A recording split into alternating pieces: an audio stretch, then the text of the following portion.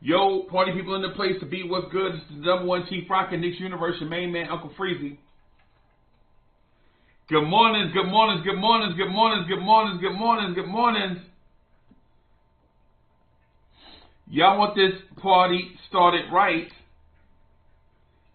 Y'all want this party started quickly, right? Let's go, party people. Good mornings, man. This is a beautiful time. Man, this is a beautiful time, man. This is a beautiful time, man. I'm loving it. I'm loving it. Let me first start this morning by saying thank you to the Blorange Tears family, all the supporters out there, all the Blorange Tears fam that's rocking with us.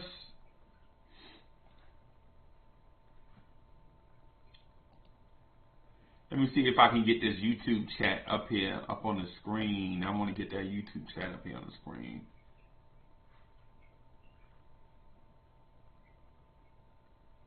Let's see if I can get that up there. Keith Turner is in the building. What's good, man? Mr. Vince is in the building.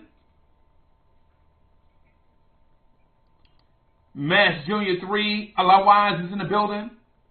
Tom from 110 is in the building. What's good, y'all?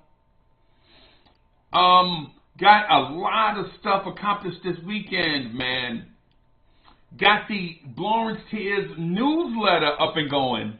And so you should see the link to it in the description box. Also, got the No Ham Sandwiches swag in the online marketplace. Got that in the online marketplace. That's fire. Got that in here. Got a lot of stuff that I want to talk about this morning too. Right? Let me get this chat up here going. I'm not for sure why the chat is every morning. It's the same thing. It's the struggle. Is why I start on time and then bugs, the ghosts take over the machine, and then I'm running late all of a sudden. How's the sound? Can y'all hear me okay? How's the audio? Is the audio the same? Is it passable? Is it clearer? Pierre Moise is in the building. I see you. Yeah, I'm trying to get better.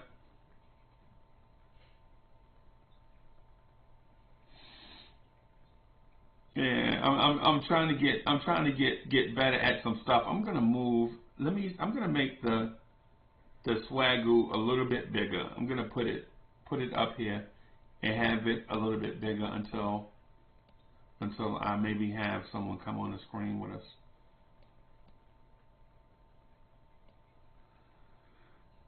All right, so I'm gonna have the swagoo a little bit bigger. Those are the no ham sandwiches.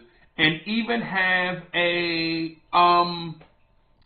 so this morning, while we were doing the joint, ironically, even got a thing for Blorange Tears.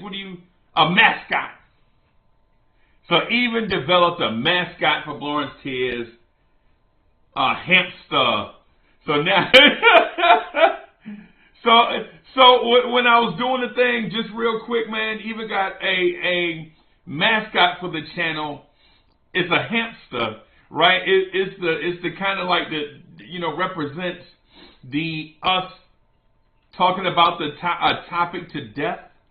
You know how y'all know how we get on a topic and like we legit get on a topic and we'll just get on the hamster wheel and run that topic to death.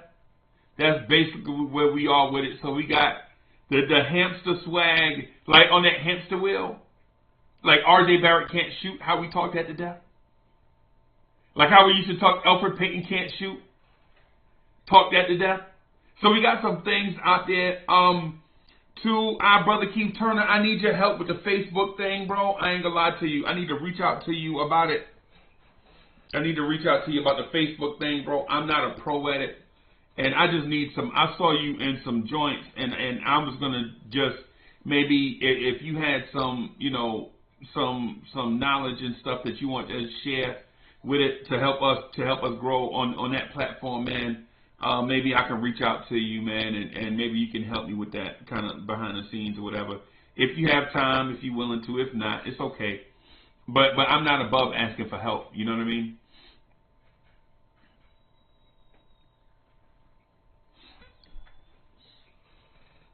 Wacko was in the building. Wacko was good, man. I see you.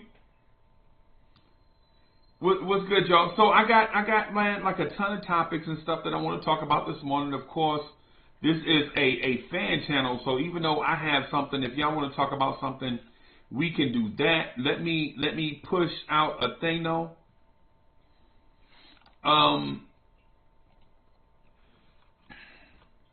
The Blorange Tears newsletter is out. So click on that if you want to participate. It's absolutely free at this point. We just trying something to help the channel grow. So the Blorange Tears newsletter is out. It just started this morning. Nev the Disruptor and myself had been working on it for a few weeks, and we're trying to figure out a best way to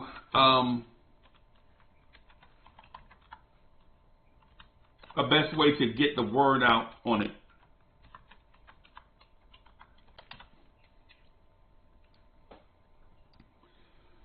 So the playoffs are here, the season is over, and so we're in that weird gap of time where there's no Knicks basketball, but but we're not done. So we're in that weird play, not weird, but odd, maybe peculiar is a way to call it, right? Where we're in that spot where the season is over, but we still have games to play. T. Smith is in the building. The son of the legend is in the building. Man, I'm really liking those hoodies though. I ain't gonna lie to you. I already talked to Miss Mocha. We getting us some. The one she likes, the no ham sandwiches joint that you see right now with that cute little hamster on it. She liked that. I like the one with the sandwich on it. No ham sandwiches.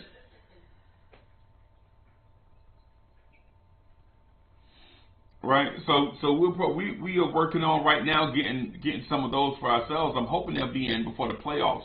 I want to rock these before the playoffs. That teal one is fire in my mind. That gray one right there is fire too. I like all these joints, bro. Y'all, hey man, I like all these joints. It's like a slogan for us, a mantra, a trademark. Ed Winning is in the building. And y'all know how we are. Our mindset is this. We think quickly about stuff. We move fast, man. We move fast. We don't want to talk about the same things over and over. We don't want to, you know what I'm saying? We move fast, right? But there are some things that I wanted to talk about and recap so that I can understand if these things are officially over, if we're officially past it, or if we're just not talking about it. One of the things that I want to talk about with y'all, one of the things that I want to talk about is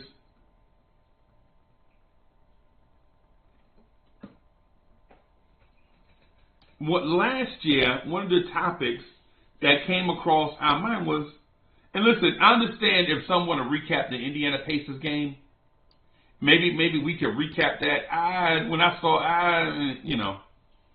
We could talk about it if y'all want to.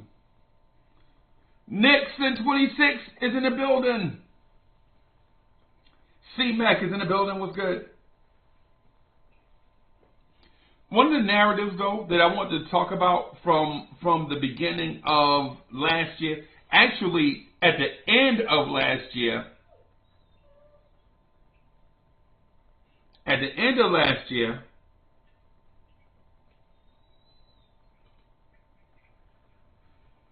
was Julius Randle is the third option on a championship team.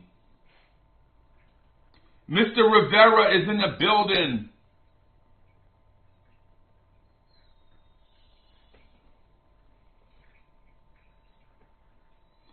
One of the narratives from last year was that Julius Randle is the third option on a championship team. That's it. No more, no less. Right? And and what I wanted to do is briefly, because I don't want to get into a fight or debate or none of that stuff. I wanted to talk about it briefly. Just revisit it.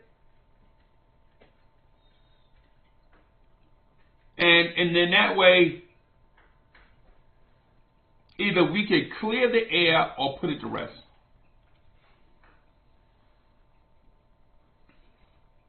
And that, so I know a lot of Knicks fans still don't like Randle. And when I say a lot, I don't mean the majority. I just mean a lot. I don't mean a lot of people. I'm just saying, oh, I'm sorry. I'm not saying the majority of Knicks fans.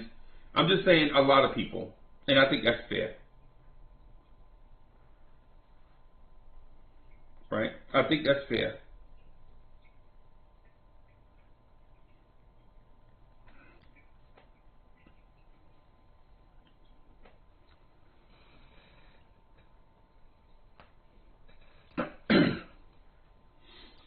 My thing is, during the season, this season, I looked back at this season, and Julius Randle had a lot of really, really, really good games this season.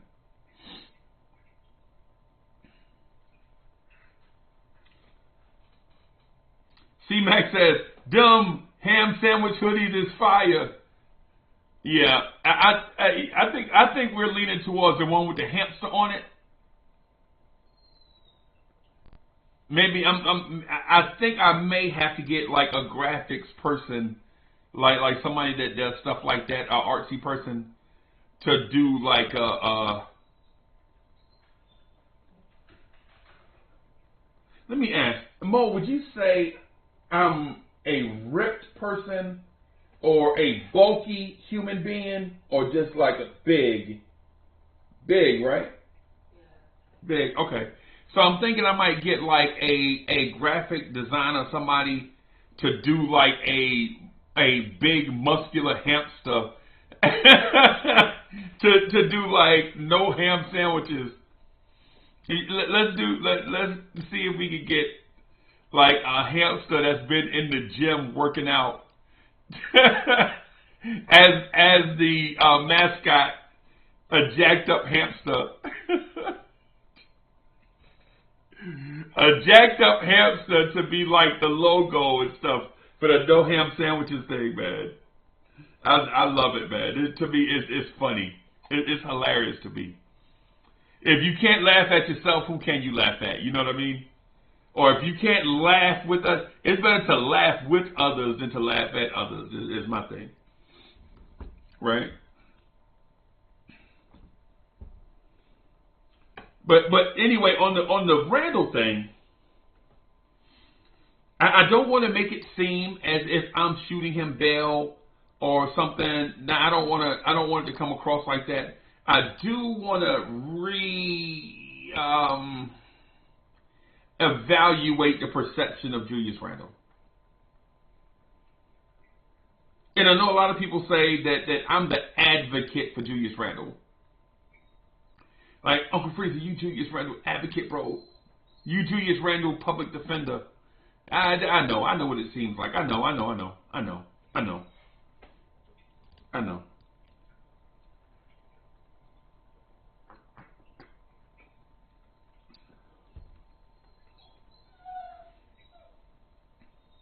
Benny back here whining as usual for like some food or something. Benny always back here whining or whatever. But guys and ladies, tell me what y'all think. After seeing Randle this year,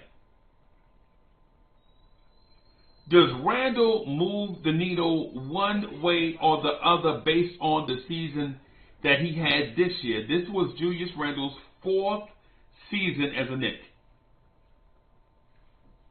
This was Randle's 4th season as a Knick.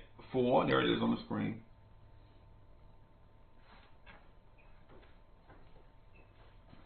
In your mind, did Julius Randle improve as a Knick and where? Because it can't just always be about numbers, man. Guys put up numbers in the NBA a lot. I'm not saying it's easy, but it's doable. Has Julius Randle improved as a Knick in your mind?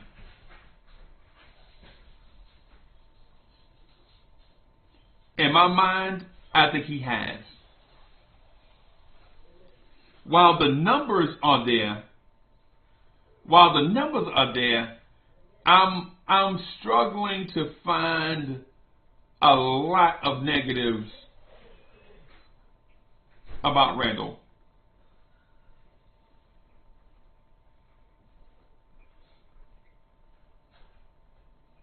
He hadn't been the best leader this season, but I do believe he has been a lot better this season than maybe last, and I think he was a lot better this season than he was 2 years ago, and definitely better than he was in year 1.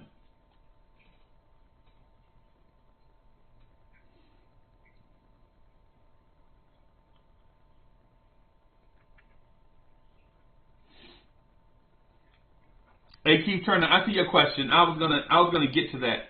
I have one.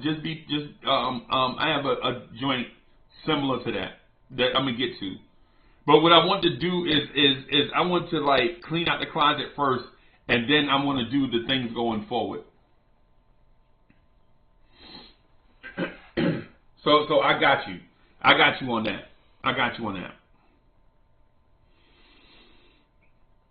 Just one other thing as we consider where we came from versus where we are, right? Because basically, this is what I'm getting at is there are basically the Knicks made a ton of progress this season. The Knicks made a ton of progress this season. Coming out of last season with Kemba Walker on the roster, Nerlens Noel on the roster, Taj Gibson on the roster, Alec Burks on the roster, missing the playoffs, blowing a lot of leads. That was last or the 21-22 season. There were a lot of things that we had questions about. And this year, our questions are like, man, what uniforms we gonna wear on the road in the playoffs? you feel me? You see how far we come? We legit came from Nerlens Noel is always missing games to I wonder how many postseason awards we gonna win this year.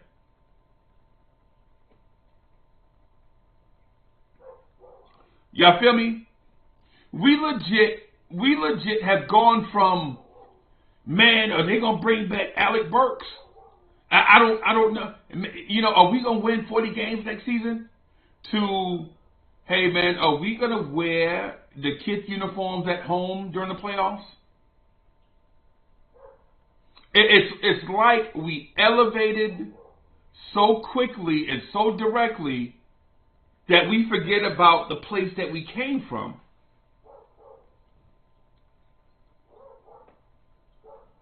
Is that a part of the process? C-Mac, let me know.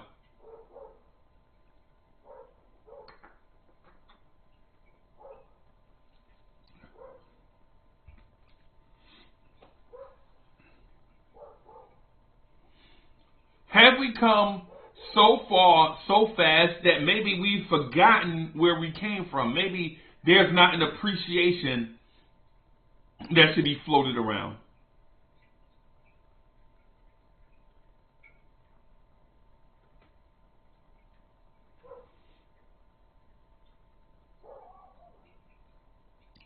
And C-Mac says, Randle is a star.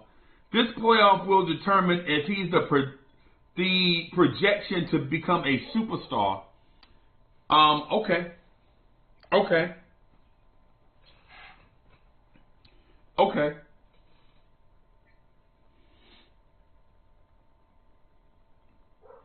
Soul Fingers in the building. My God, Soul Finger, what's good, boss?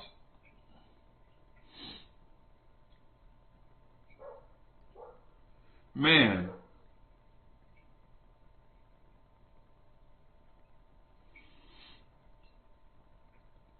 How far have we come? Right? That was the thing.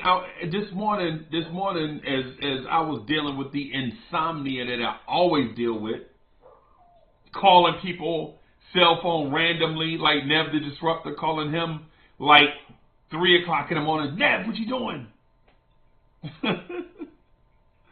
As I'm on the Discord with IKBM Dre, like 2:15 in the morning. Nick G is in the building.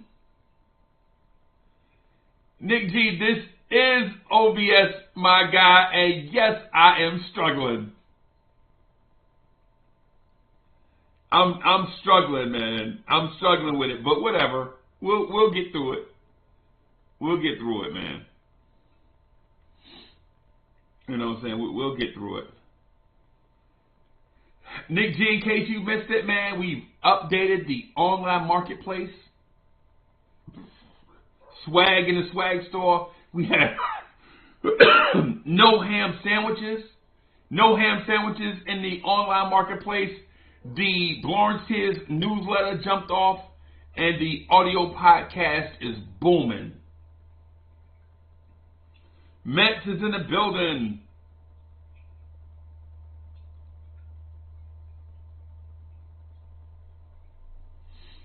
And Nick G, you're absolutely right. OBS is very free, but the problems are very expensive. Bim. Kev Middleton is in the building. Jeremy Nussbaum was good, man. Adele Chapman is in the building. What's good, boss man? It's good to see you, man. Where you been? It's good to see you. Good to see you. How the fam?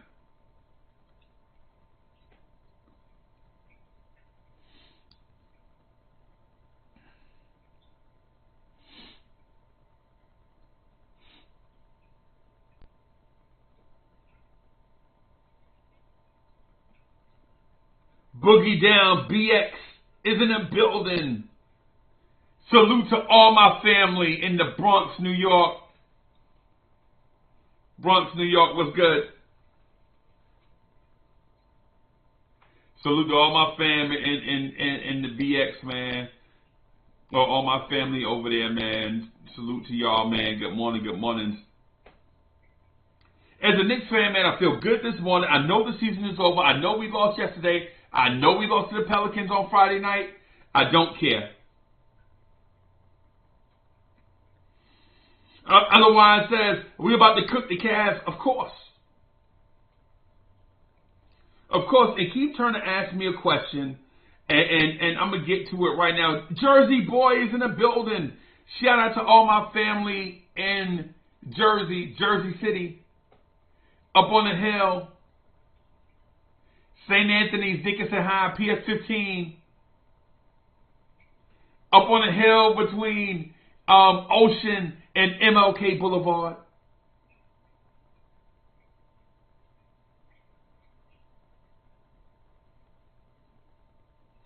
Keyshawn is in the building. What's good?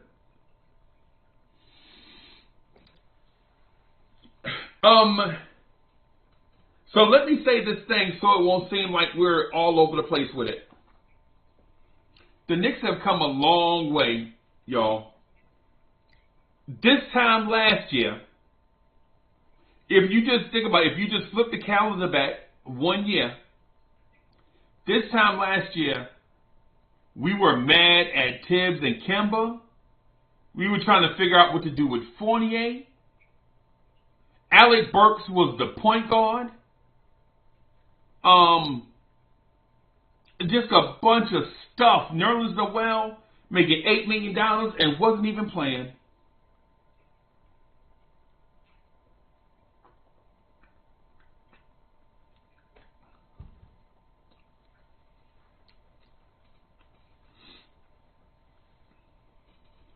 And I'm asked if the Knicks are embarrassed by the Cavaliers, is this season a failure? Corey Lee is in the building. Corey Lee, what's good, bro?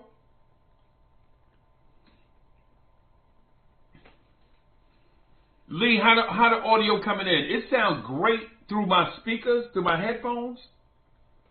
But the joint from StreamYard to OBS and export it to YouTube, I think something always happens, man. I get something always happens.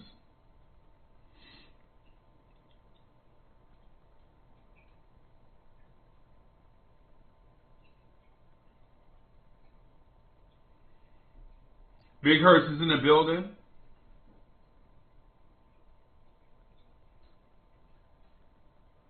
Big Herb's in the building.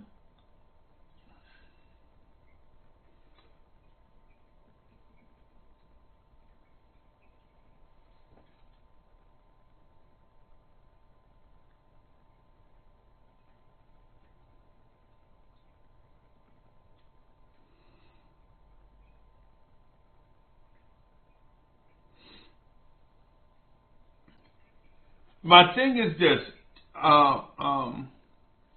Keith Turner. This is my. I'm gonna do like Jeopardy. I'm gonna give you the answer first, and then I'm gonna backfill with questions and details. I'll give you the answer first, and then explain it, as opposed to explaining and then sounding like I'm flip floppy and then give the answer, because everything you asked. Everything y'all ask you can't get a simple answer on complicated questions. Right? Travel Bobs is in the building. What's good, boss? Miss Geraldine is in the building. How you doing, boss lady?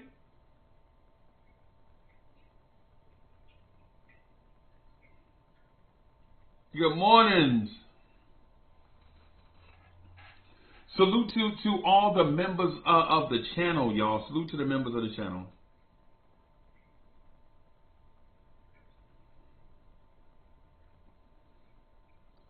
All right, so to answer the question, if Cleveland embarrasses the Knicks in the playoffs, if Cleveland embarrasses the Knicks in the playoffs, will this season be considered a bad season? No. No. Right? Here's the thing. If it happens, will it hurt in the moment? Yes. The initial sting of it will hurt. But the farther we get away from it, we'll realize that this season is a major step in the evolution of teams that win championships. Say if Cleveland beats us 4-0, every game is a 15-point blowout. Game 3 is a nationally televised game at the Garden, and we have the whole world to ourselves, and we lose, say, 130, 115. And then Game 4 is a coronation for Cleveland on our floor. Will it mean this season was a bad season?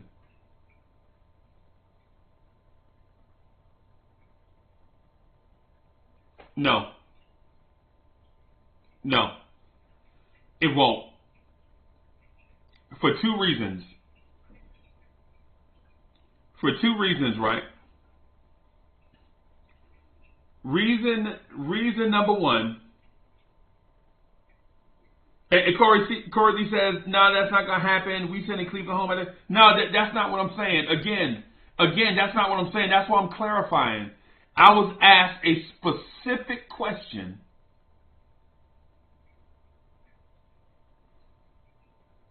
I was asked a specific question.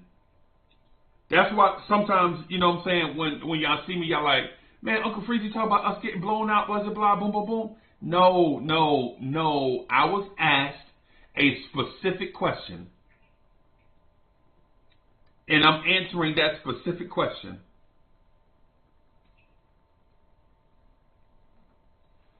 I'm answering the specific question, y'all.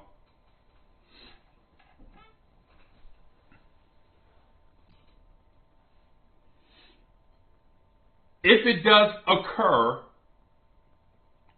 this is not a season, a throwaway season.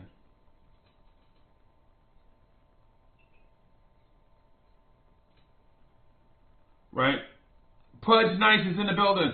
What's good, Pudge Nice? Peace to the chat. Peace to everybody. Peace, peace, peace. Yo, the Blorange Tears newsletter, man, listen.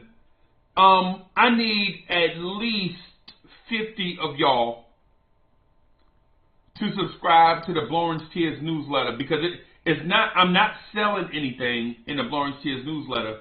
It's actually a person in the chat. Oh, Hector Rivera is in the building. Okay, Hector, I didn't see you, man. What's good?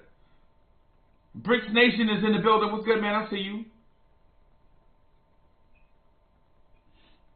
Hey, man, I need for y'all to sign up for this Blorange Tears newsletter and support each other. It's actually someone from the chat. Someone from the Blorange Tears community is you know, asked to write for the channel. I was like, you know, whatever. You know, we'll drum up for support, and we're taking ideas. So if you are subscribed to, say, if newsletters are your thing, if you got one coming in, we're doing really short newsletters, like at this point it's about a 2-minute read. Most newsletters are about a 13, 14-minute read. We're doing it at 2 minutes. We're, you know, building it slowly. So if you can, if you're into it, if you want to support, sign up for the Blorange Tears newsletter. It's absolutely free. It's absolutely free. And it'll be the place or another place where you can get, or you can get things in a different format. Let me put it that way. You can get things in a different format.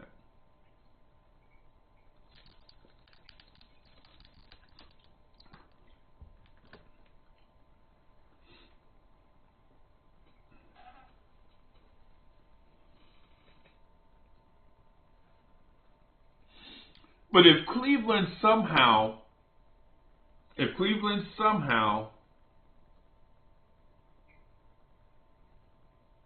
beats the Knicks, embarrasses them,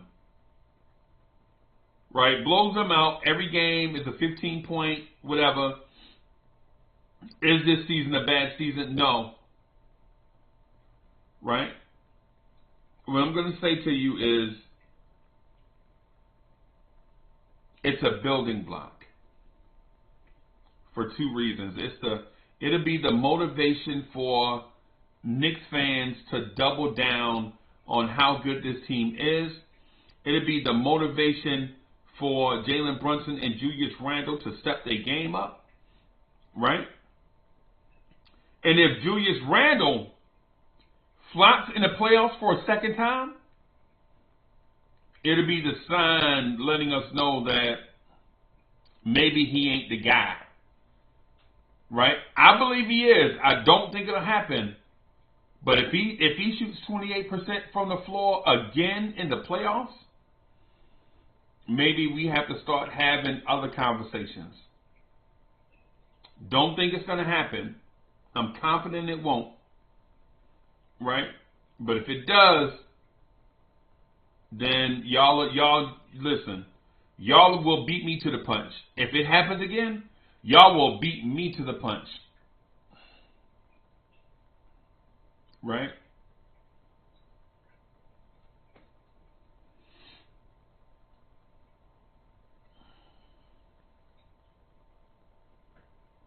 Y'all will beat me to the punch about that.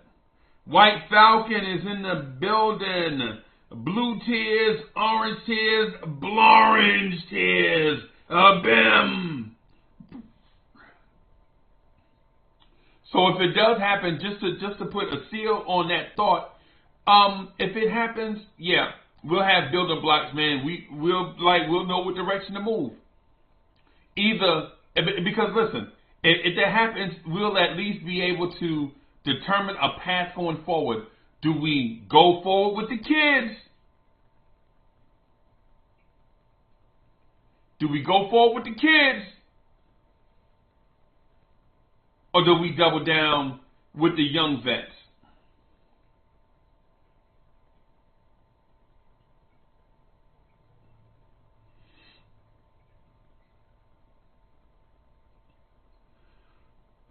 All right. Got something else to talk. Got something else. Got another topic. What to talk to y'all about.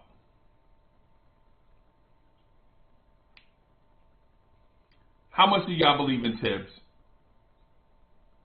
Now's the time. We talk cash trash about Tibbs all year. Me included. I'm included in that group that talk trash about Tibbs. I didn't talk a lot of trash about Tibbs, but I'm guilty. I questioned them.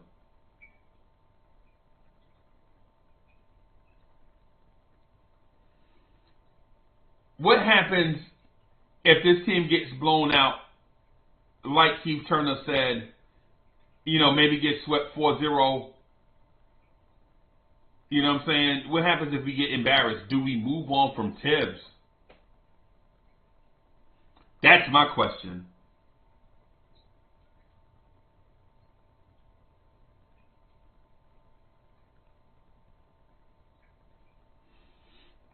If that scenario happens, do you point the finger at Tom Thibodeau? See, because it would not be fair if that happens. Jalen Brunson gets a pass, the kids get a pass, the front office gets a pass, Tibbs gets a pass, and we blame Randle for everything. Won't be fair. Wiz is in the building. Wiz, thank you for subscribing to the newsletter, bro. Ashley Inc. 1 was like a newsletter. I got to have it. Appreciate the support, bro.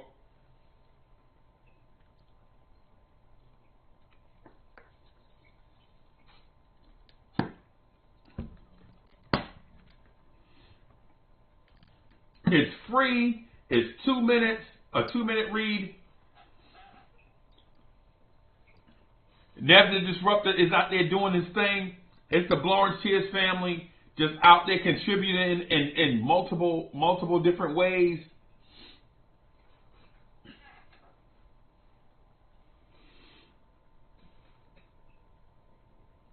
Pudge Knight says, Tibbs stand regardless of the playoff performance.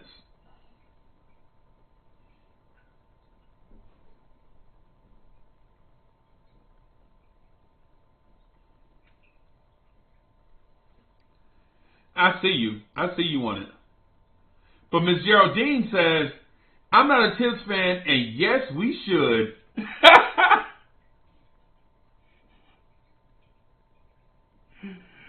Yeah.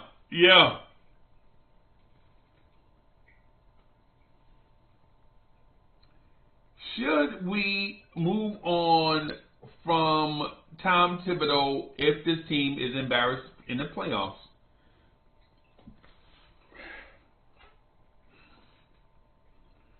I'm going to say this about that.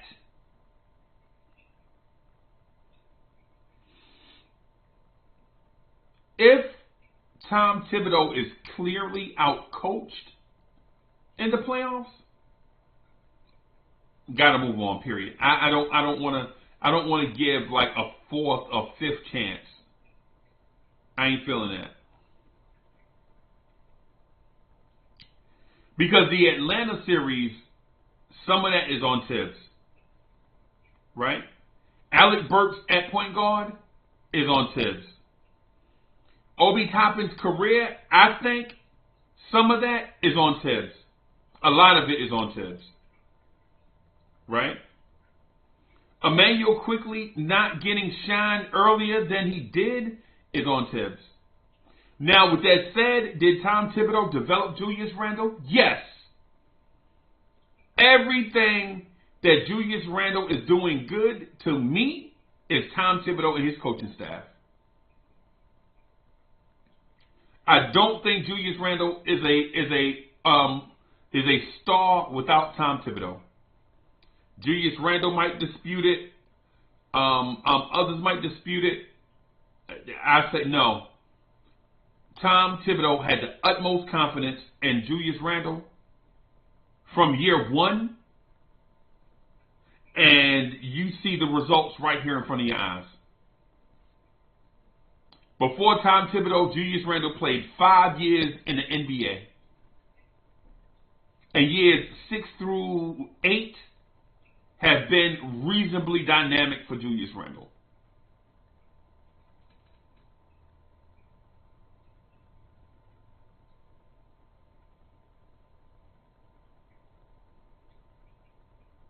White Falcon says, Brunson and Randle are hurt. Is it Tibbs? No.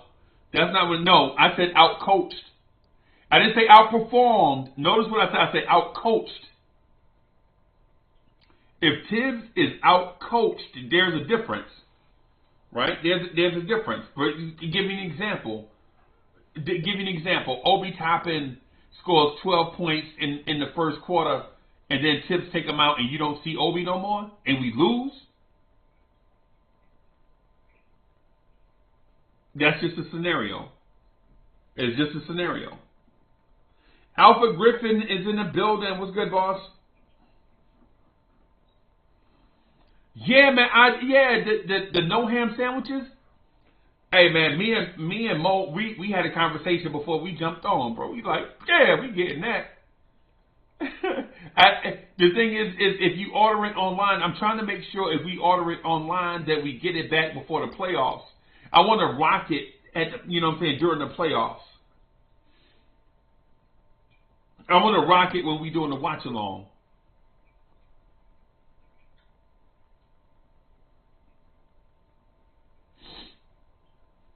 So that's what we trying to do right now. We trying to make sure we get what's his name? We trying to make sure we get our swag before the playoffs start. You know, so we trying to. I'm trying to put a whole outfit together. You know what I'm saying? I'm trying to get me some cargo shorts and footies and a hoodie and a bucket hat. That's what I'm doing. I'm trying to swag all the way out. I'm trying to drip to death. That teal one, I know that's not Knicks colors. I know that's not Knicks colors, right? I know that's not Knicks colors. But man, I'm done fire.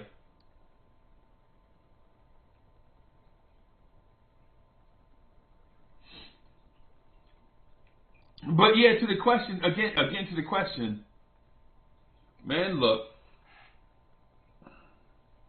and of course, just real quick about the swag.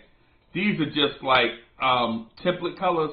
We have the team colors in the store. Like when you go to the online marketplace, you'll see, you know what I'm saying, that we have the oranges, the orangest of the oranges and the blues of the blues, the blacks, the combinations, orange, blue, and black. We tried all those combinations in the store. You know, the market, we can only do what was available based on what the marketplace provides. So y'all go check that out.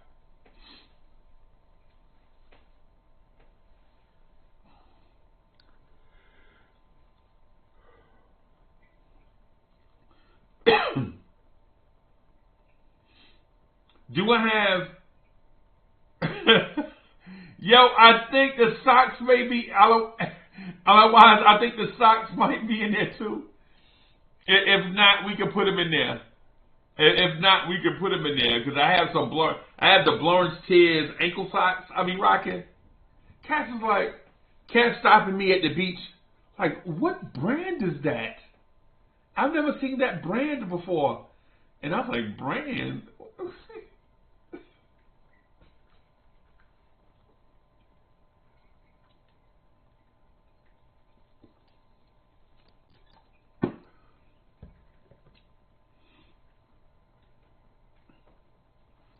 If the ghetto intellect is in the chat, G.I., I got something coming your way, bro. If the ghetto intellect is in the building, G.I., I got something coming your way.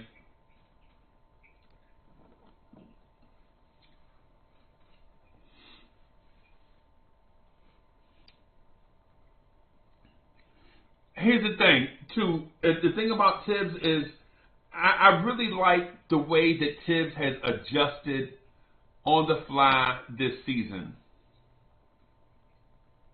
Right? Right?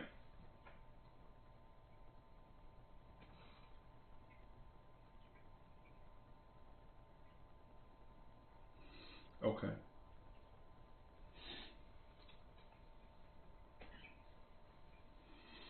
Yeah, G.I., we got something. G, I got something from one of the sponsors coming your way, so keep an eye out on that.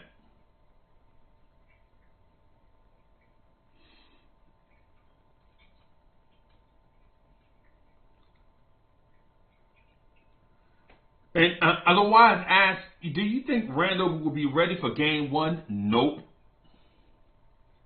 Nope. I don't think he's ready. I think they're holding out hope that he'll be ready. I think Randle wants to try to play through it.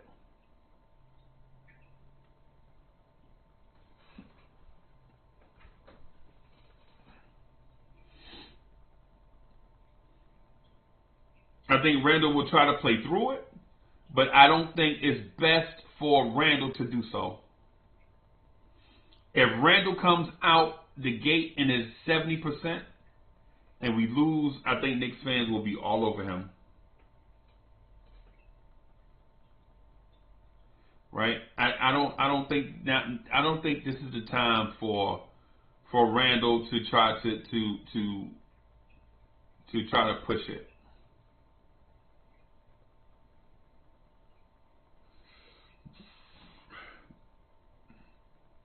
It's a 7-game series, and all we need to do is win strategically. Strategically, if you're the Knicks, what you'd like to do is this. Come out, try to win game one. If you don't get game one, definitely win game two. Right?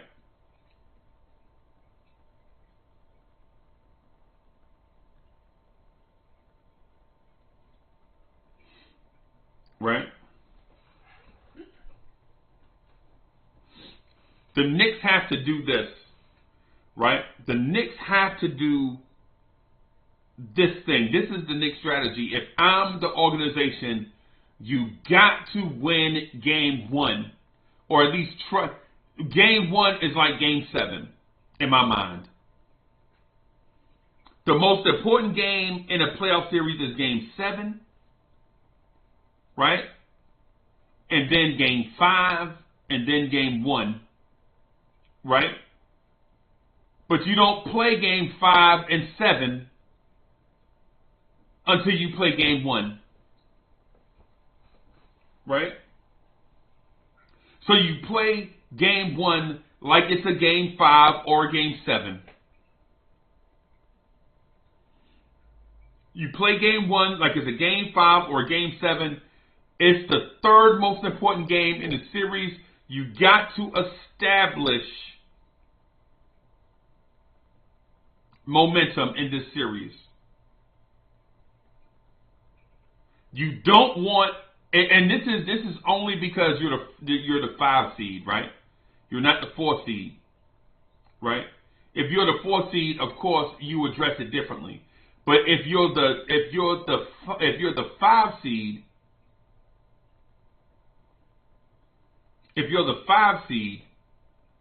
you have to address it differently.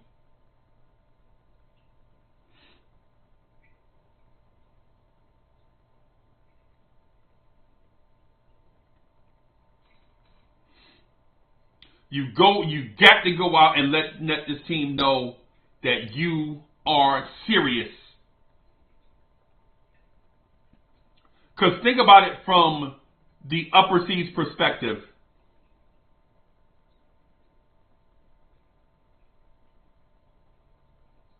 Say if you're Cleveland and you come in and you beat the Knicks 115-97 in game 1. You automatically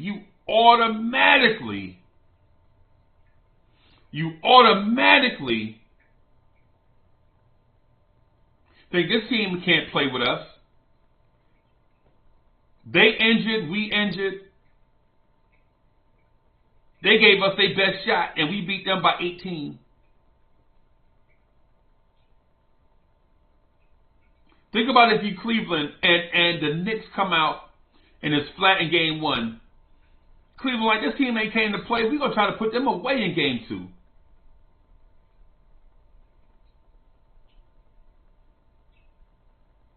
Can you imagine the Knicks coming back to Madison Square Garden for game 3 down 2-0?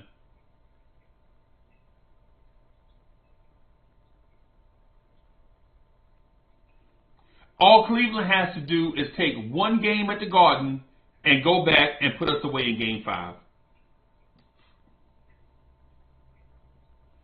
Is that the scenario we want? No.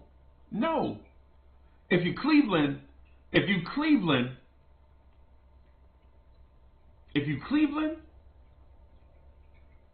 Jeremy is in the building. If you Cleveland, that would be the ideal scenario. Going back to Madison Square Garden, up 2-0. Game 3, you're going to get their best effort. Right? You're going to get Knicks best effort because the Knicks will be desperate.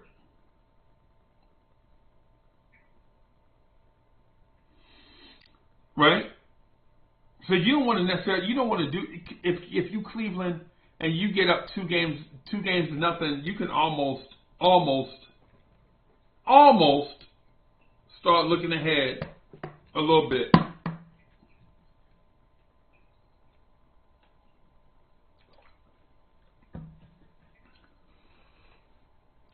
Because if you up 2-0 and RJ Barrett and Julius Randle have a bad shooting game, the series in all respects is over.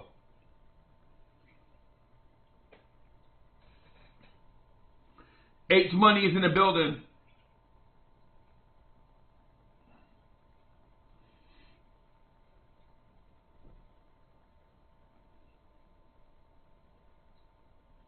So if you're the Knicks, the thing that you definitely want to do is like what Pudge Nice is saying right here. Jalen Brunson, you want Jalen Brunson to cook the Cavs in game 1. Whether Randall is there or not, you want Jalen Brunson. You want it to be the Jalen Brunson show in game 1. You want it to be the Jalen Brunson, Emmanuel Quickly show in game 1. You want Mitch out here getting 10 points and 15 rebounds, 9 of them offensive, 5 blocks, 2 fouls.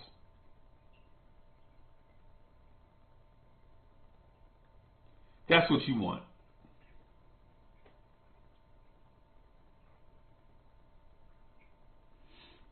Right? The ideal scenario is Randall shows up in the playoffs when he is 100% good to go.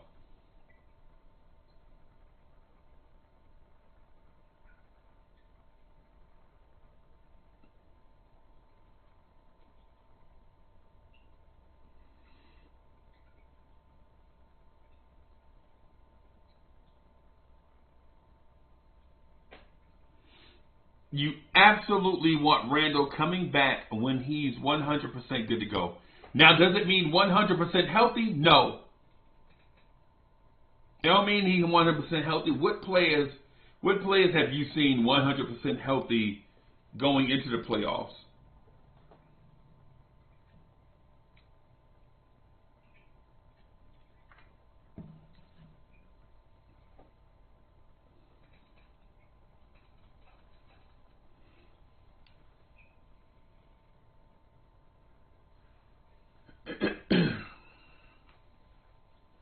What we'd like to see is some of that Obi we saw against the Pacers. What we'd like to see is some of that confident Quentin Grimes coming down the stretch. What we'd like to see is some of that confident Emmanuel Quickly down the stretch. What we'd like to see is Brunson and that Brunson burner. The Brunson burner. That's what we want to see.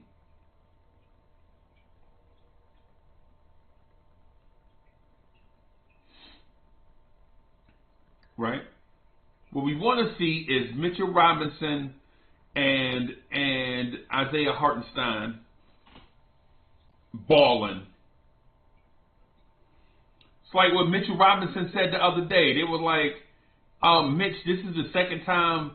I think Rebecca said, Mitch, this is the second time the Knicks has made the playoffs in the last 3 seasons. How you feel about it? He's like, I don't feel nothing. I wasn't there for the first time.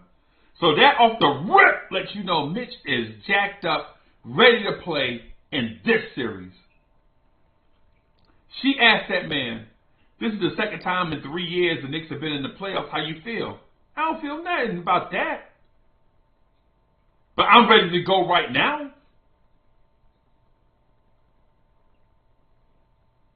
When asked about day 2 bigs, like how do you feel about playing against a big front court?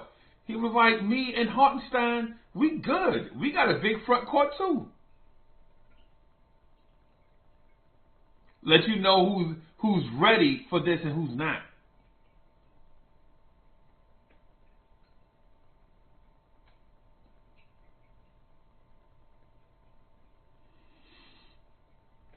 Sincere is in the building. Says, I want us to take both. Man, of course, all of us want us to take both. Bro, we want to sweep Cleveland.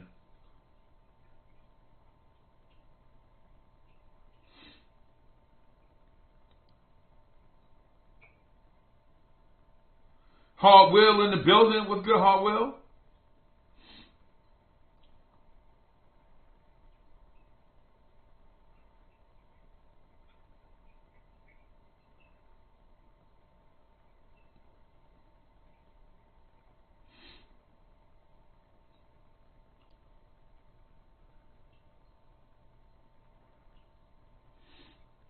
Hard Will says, Vegas got us as the underdog. Hey, Hard Will, I got a secret. I'm going to share it with you and you only, bro. The Knicks have been an underdog for 60 years. The Knicks are never favored. For the past 60 years, we always been the underdog.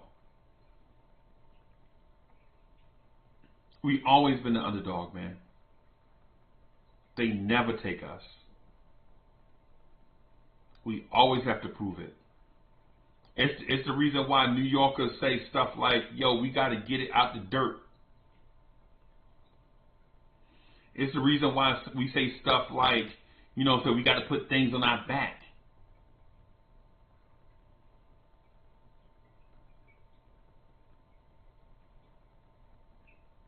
Matt Stay Fly in the building. Yeah, they never picking us, bro. It's cool to pick against New York. It's cool to pick against the Knicks, man. It's cool to do that. That's like the style for some people. You know what I'm saying? That they love doing that. This is our time to kind of turn that narrative on its back. It's time for us to turn the page on some of the stuff that used to hold us down. You know what I'm saying? We want to, you know, take our place. But we're not going to be able to just kick in the door. You know what I'm saying? We can't just kick in the door. We got to do it a little bit at a time.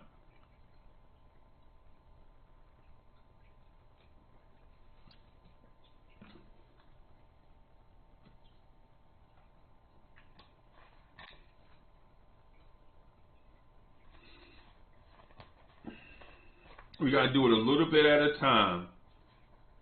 Baby steps.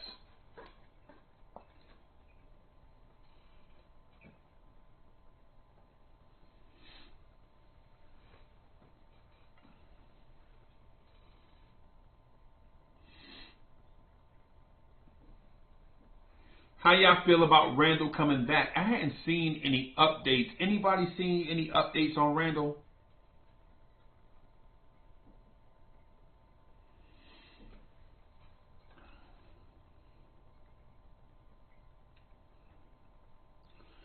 I hadn't seen any updates on Randle.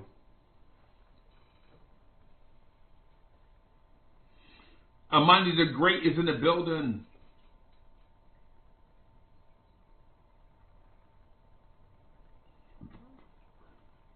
Amani says, can you recognize Keith Turner's question? Is Obi playing better than RJ right now? And who would you take? Okay. All right. So is Obi playing better than RJ right now? No. Is he scoring better than RJ right now? Yes. Who would I take, RJ or Obi? I'm taking them both. Both of them are Knicks. I'm taking both of them, man. I want both of them. Both of them are Knicks. But if you're asking, like, if I had to keep one, as say a future piece, and then the other has to walk the plank,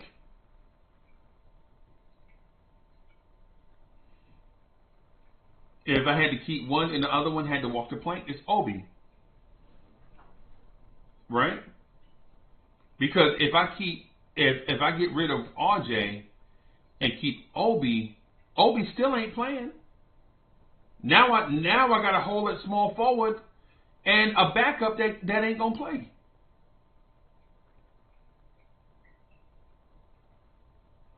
Right? And I know it's a lot of people frustrated with RJ Barrett, but we've been doing the research over the entire year, and for all the stuff that people say bad about RJ, for all the stuff that people say about RJ Barrett, first of all, half of it's absolutely wrong. It's not even. There's no empirical data that what people say are right. It's only opinion based. I'd go by the eye test type stuff, right?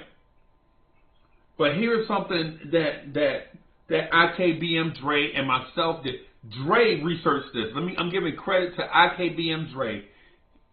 I'm not saying that IKBM Dre is a RJ Barrett supporter. What I'm saying is, instead of just saying something random, he researched it. IKBM Dre said that the research says RJ Barrett's last 55 games since November 21st, RJ Barrett is averaging 20.5 points per game, 5.2 rebounds, 2.7 assists on 45% from the floor, 33% from three, and 50.4% from two. And the Knicks, and since that time, the Knicks are 39-26.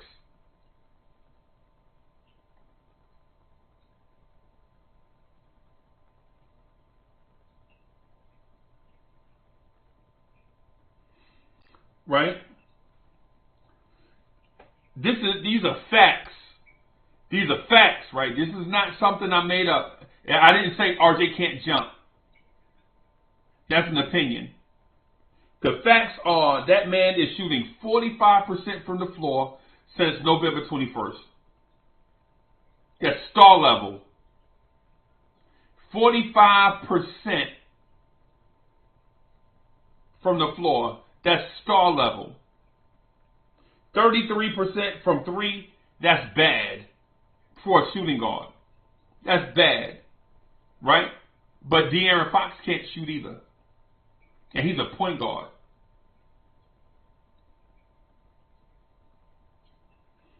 And since that time, the Knicks are 39-26. That's 13 games over 500.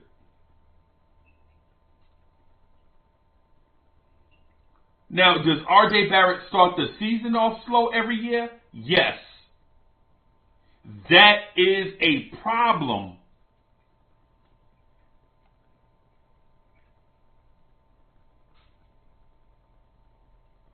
That's a problem. And here's the thing. Here's the thing about Obi. If you start him, where's Obi going to start at? You're going to sit a two-time All-Star, maybe potentially two-time All-NBA player so that Obi Toppin can start? In what universe? You're going to start Obi Toppin at the 5? Get out of here. You're going to move an all-star out of his position and maybe try to start him at the 5 so that Obi Toppin can start? Where? On 2K?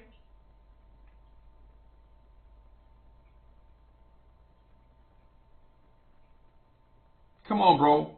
This team at White Falcons says Obi starting at the 4. For who? Not the Knicks. You're not moving a two-time All-Star about to enter his prime, potentially a two-time All-NBA player, just because you like the cute story that is Obi Toppin? How about Obi just contributes to a playoff contender?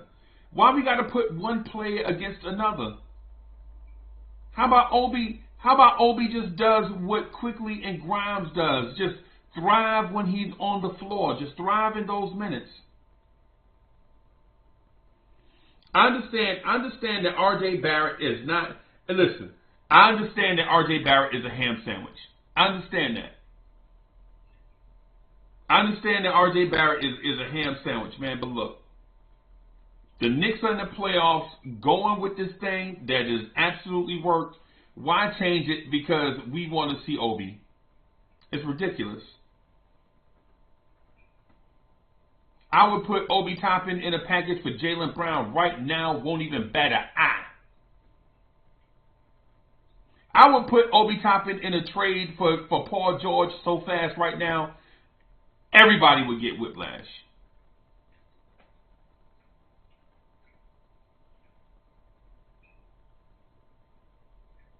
And it's not because I dislike Obi. I like the Knicks. I don't like putting one player versus another. I don't like doing that. These two dudes play two different positions. One is a shooting guard that is playing small forward. The other is a power forward who really in today's NBA don't really necessarily have a position. Obi Toppin is only a power forward in title. We really don't know what position he plays. Right? Because if I tell y'all, if I say is Obi Toppin a 5, y'all will laugh. Right? Obi Toppin is one inch shorter than Nicholas Claxton. They're about the same size, and Nick Claxton is a 5 in today's NBA. Where does Obi play? Obi's not a 5. Obi's not a 5. I mean, come on.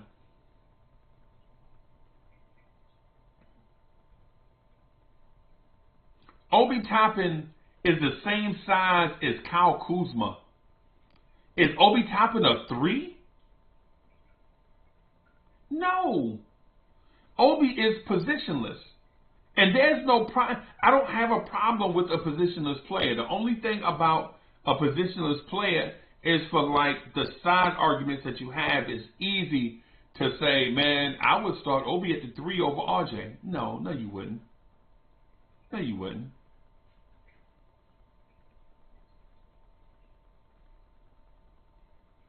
No, you wouldn't, man. I mean, come on.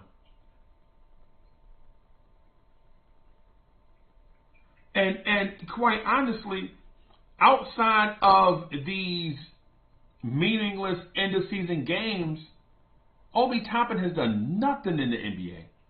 Nothing. Outside of a handful of meaningless end of season games where everybody is sitting starters and Obi out here looking like the semi-pro MVP, Obi hadn't done anything in the regular season consistently to even warrant this conversation. And I like Obi, and I want Obi to develop into something, right? But let's see Obi in the playoffs. Obi, can you do this in the playoffs? I'm rooting for you, big fella. I'm rooting for you. But Obi versus RJ, I mean, come on. Are we that desperate for a conversation that we putting 2 players on a playoff team against each other? I mean, come on.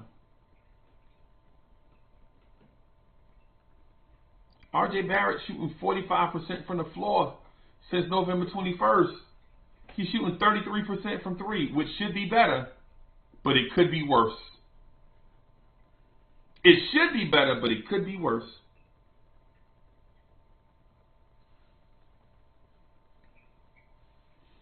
What I'm saying about RJ, could RJ Barrett be better? Yes. But could Obi be better? Really?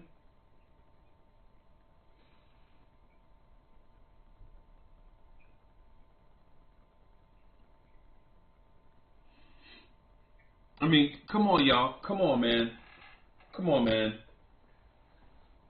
I know we want to put RJ Barrett in the category with Anthony Edwards and LaMelo Ball and Ja Morant and Zion and Paolo and all these guys that were drafted in the top 3, top 5, right? I know we want to put them in the categories with the Evan Mobleys and all of that.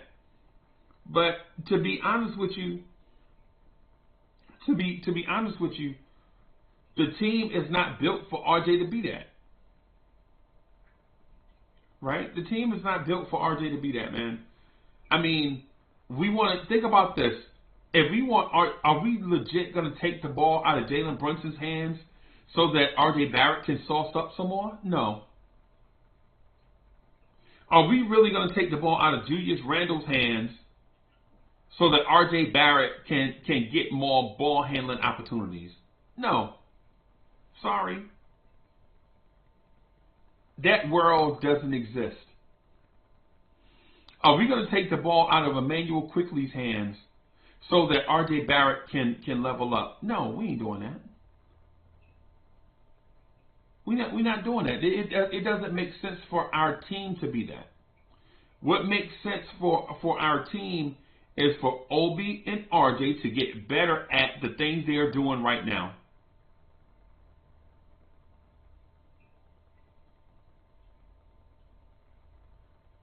Right? Right? Because the same thing could be said, instead of saying RJ versus Obi, we could be having the conversation of Mitch and Obi. Should Mitch have a bigger offensive role? Mitch is a starter. Mitch is a big, just like Obi, in theory. We don't know. Is Obi a big? Does he play big? Is Obi a big? Does he play big?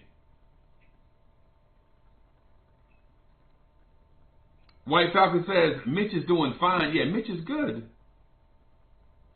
Yeah.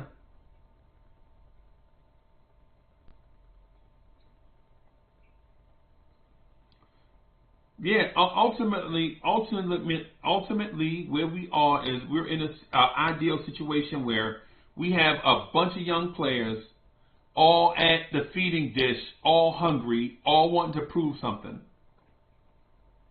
And there have been years where we were laden with veterans, all in street clothes, all icing their knees, all cashing checks.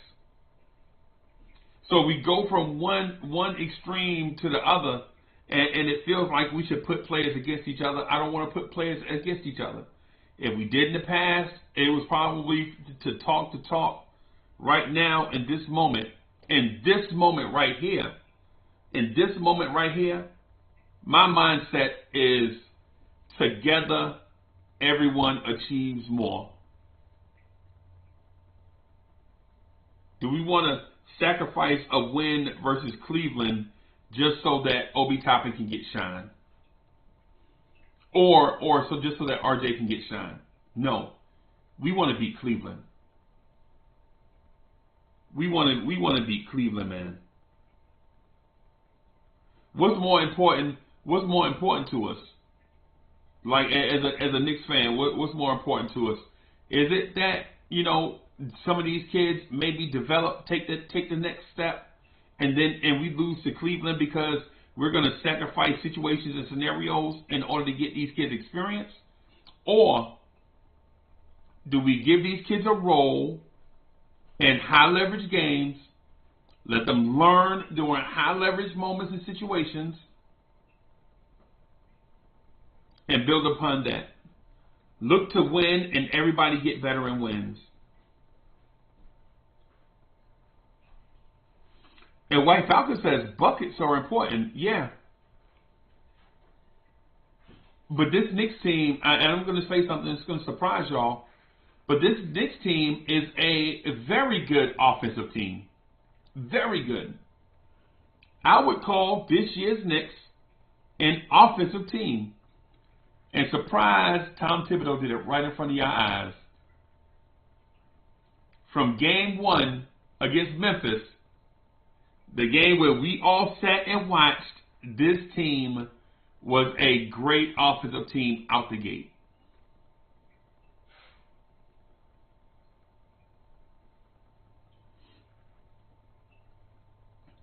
The ball don't lie. I think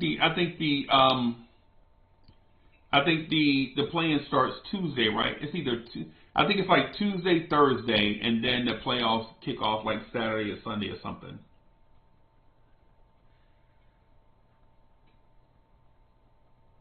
White Falcon says, "Hey, RJ is holding us up, getting points. No way we going out with RJ like this. No way." Okay.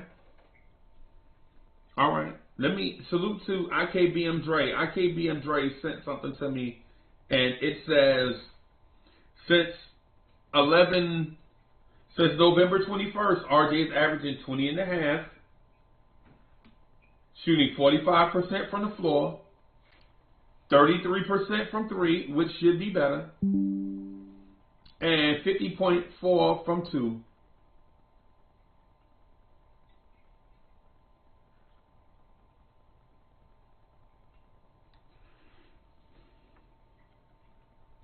G Money is in the building. What's good, boss?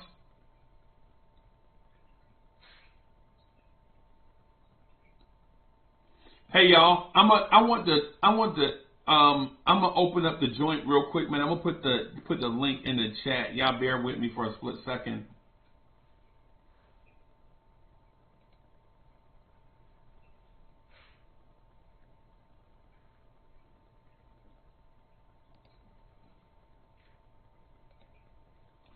I'm gonna put the link in the chat for those that wanna jump in and get some. Just bear with me.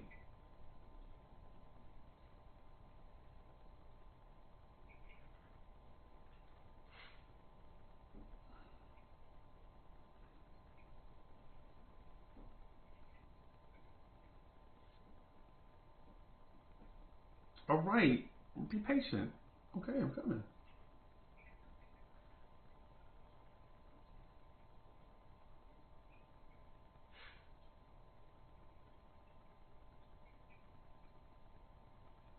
I gotta do it from a separate thing, man. Let me make sure this thing is turned down too, so YouTube won't be tripping.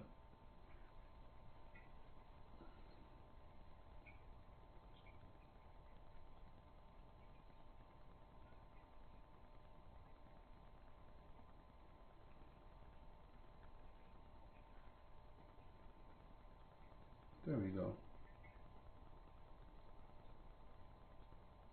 There we go. Man, that looks good. Okay. It looks good on YouTube.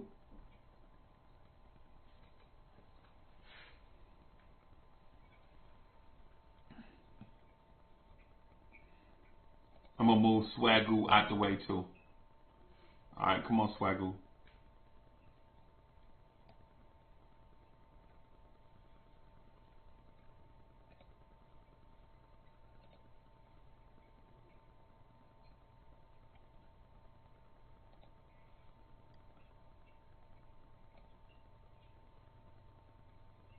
All right. There you go, Swagoo.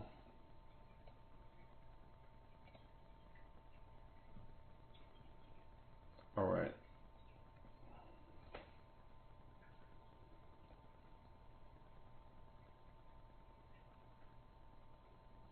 Keith Turner said he got tickets for Game 4. Bim. Heck yeah.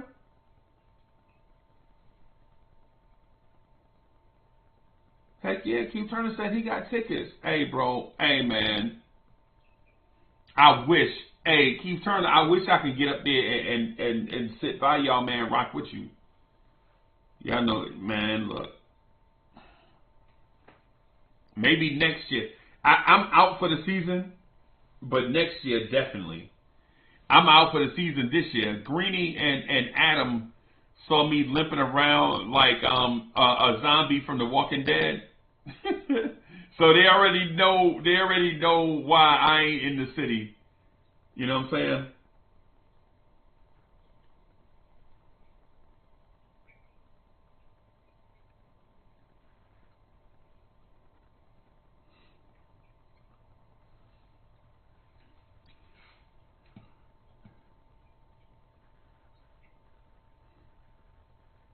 Yeah. Dre says, yeah, recovery for next season. Hopefully. Hopefully. I'm trying to figure out something, man. I want to at least be in the city for the season opener. That's what I'm shooting for. The first game at the Garden. That's what I'm shooting for. But we'll see. We'll see how things go. Just real quick, if you haven't done so already, please hit the like button. Hit the like button, man. Get us in front of some others. Help grow the channel.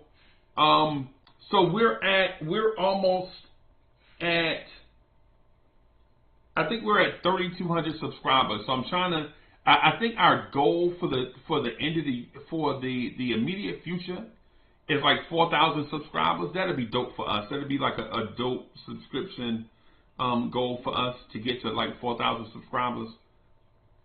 You know what I'm saying? Coming up.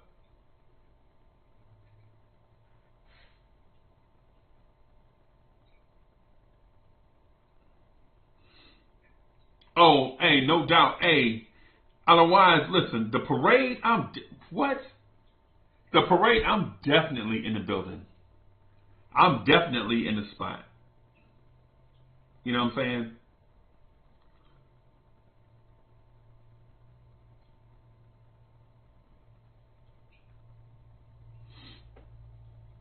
The Knicks win it all.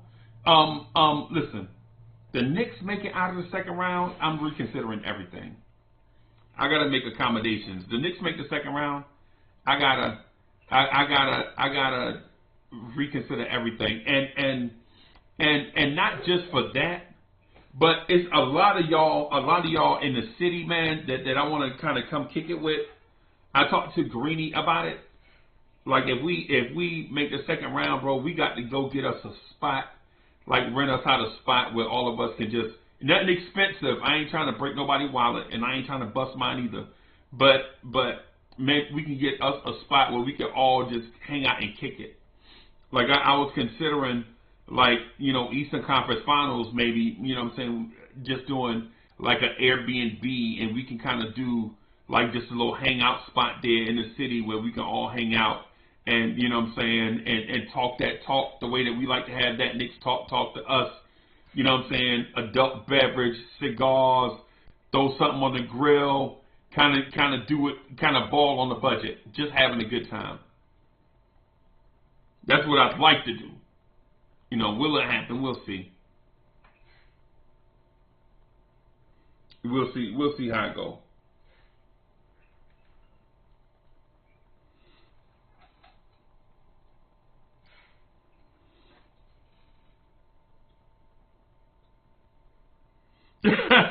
Keep trying to say, yo, nah, man, nah, man. Hey, listen, man. Hey, man. Hey, KT, I'm a straight shooter, bro. I'm a straight shooter. Sometimes people take it the wrong way. Sometimes people take it the wrong way, man. So y'all don't be offended by me getting straight to the point with it. You know what I'm saying? That's just me. I'm just straight to the point with it. So a lot of times I find myself doing that, and I've been like having to kind of back up and come in for a soft landing, but that ain't what I prefer to do.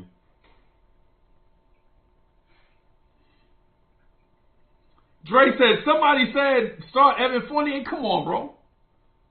Dre, come on, bro. Start Evan Fournier. Come on, bro. Come on, bro. Hey, Dre, the newsletter is up and running, and we got new swag in the swag store, boss. I'm gonna put Swagoo back up here. Where's Swagoo at? There he is. I'm gonna put Swagoo back up here for everybody, just so we can get a look on Swagoo. Look at Swagoo. Look at Swagoo. I'm gonna put Swagoo back up here.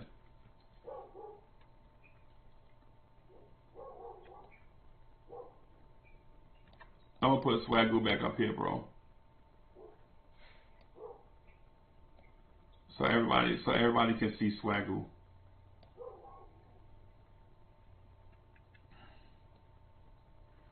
It's gonna cut off the message a little bit, but I want everybody to see like the Swagoo and all of that, man. It's mo fire. The no ham sandwich with the muscle hamster. The muscle hamster is in the building.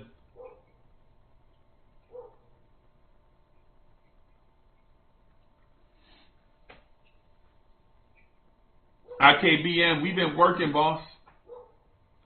We've been working on a lot of stuff, man.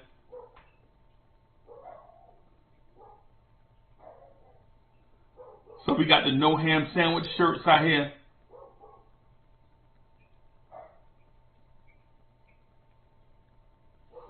The Blorange Tears online marketplace. That's fire, bro.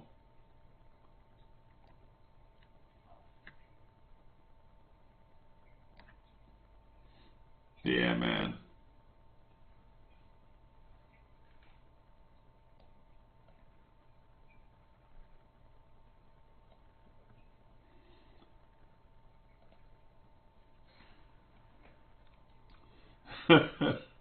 Yeah, man.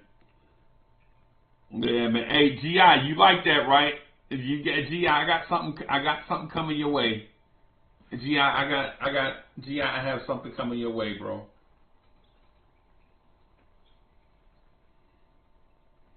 Yeah, man. Lee, we got, yeah. Lee's, yeah.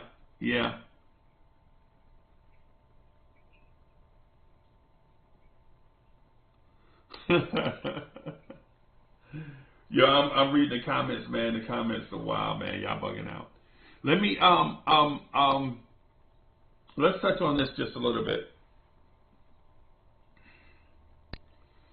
Are y'all upset about the stuff going on with Dallas and Mark Cuban?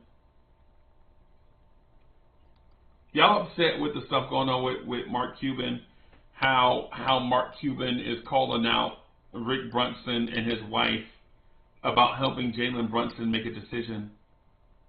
That bother anybody?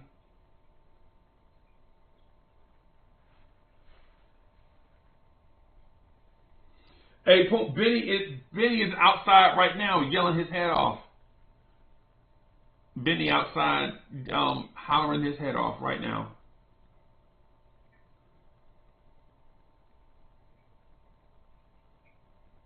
Almighty Finesse is in the building. Yeah, I think Mark Cuban and the Dallas Mavericks are maybe in a they are definitely in a weird place. I don't envy them. But Mark Cuban, give it here and don't say nothing. Give it here and don't say nothing.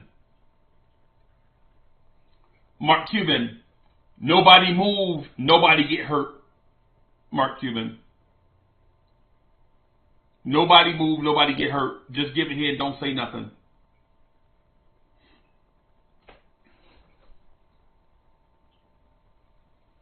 All this rhetoric about how things didn't go a certain way and how if they could turn back the clock and how Jalen Brunson didn't give them ultimately, y'all had like a year and a half to get something done. Y'all didn't.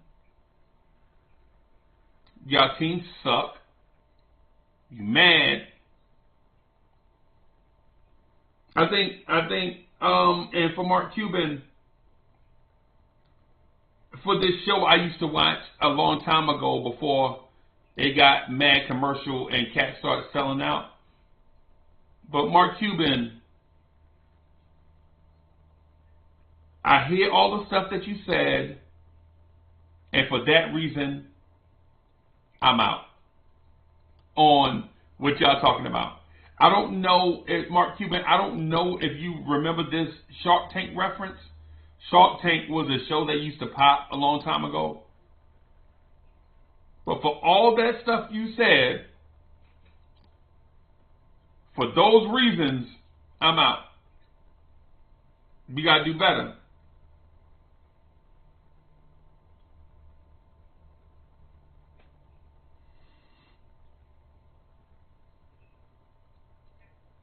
Right? Just give up the pick. Move on with your franchise. Don't be mad at us because y'all agreed to the deal. Y'all agreed to the deal. And the two things are mutually exclusive. Jalen Brunson leaving has nothing to do with the Porzingis trade.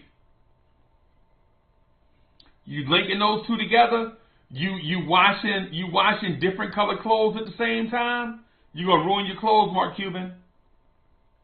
Mo, is that right? You can't wash different color clothes, right? You can't wash white clothes and red clothes together, right? Yeah, Mark Cuban. Yeah, Mark Cuban. Mark Cuban, you can't wash different color clothes together. Jalen Brunson leaving is one thing. The Kristaps Porzingis trade is another. Your team being bad is another. You can't wash all those colored clothes together. You're going to mess everything up.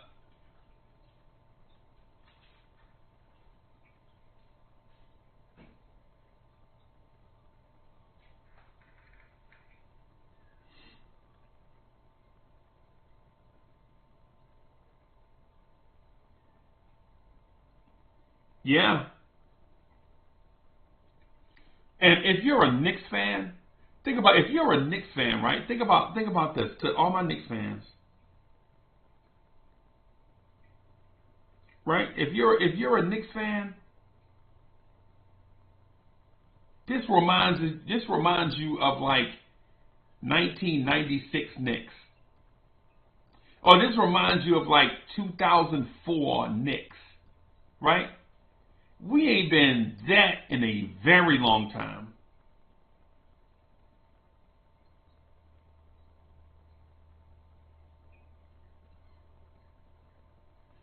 Right?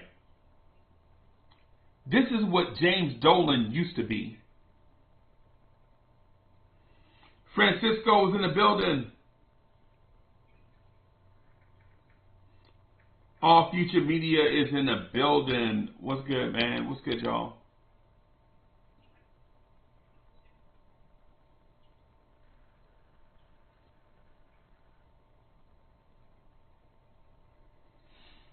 This stuff is Dolan-ish from like 15 years ago.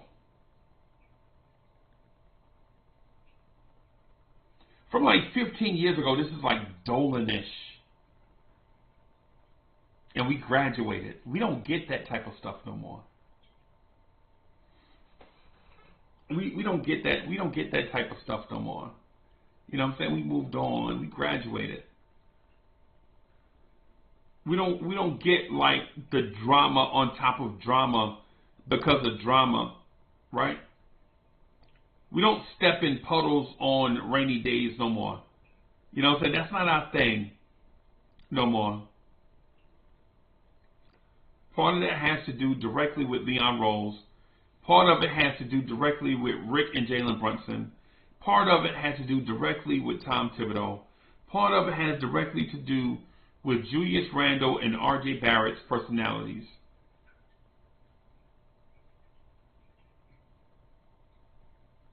We graduated from that.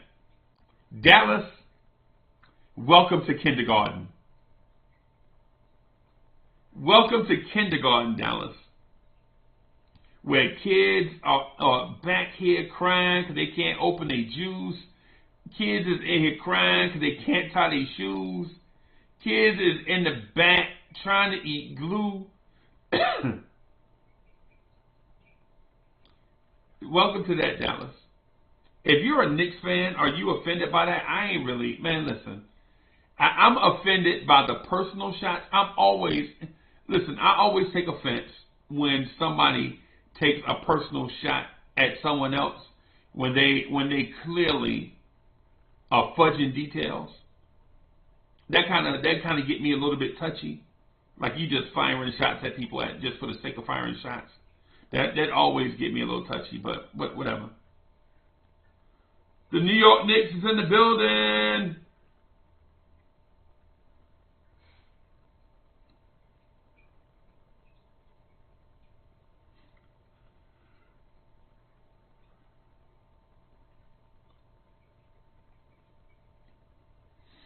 And Danny, listen, I'm with you, bro. I think Adam Silver is going to do something to Adam Silver. What Jason Kidd said the other day about tanking, they definitely getting a slap on the wrist. They got a $600,000 fine coming at a minimum. At a minimum. Because you ain't even supposed to be acknowledging that you tanking. I was watching our homeboys the show last night, the We Talk Mavs, and I think they mentioned that they are preparing for repercussions from what Jason Kidd said.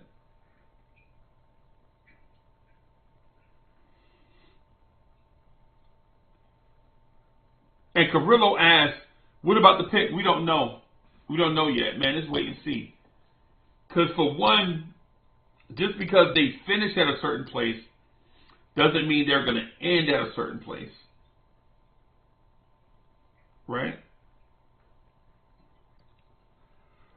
Say for instance, if you finish 9, it doesn't necessarily mean, if you finish 9 in the standings, thanks to the lottery, don't necessarily mean you're going to end at 9. That pick could drop back 2 spots and go to New York.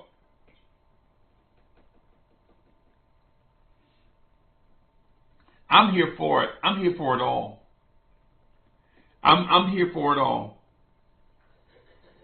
The only thing that I would say to Knicks fans, to my fan base, the only thing I would say to my base is this. I think these young kids that and I'm moving away from Mark Cuban subtly, y'all. Just bear with me, because I want you to stay with me during the transition, so it won't make it seem like I'm just flopping around.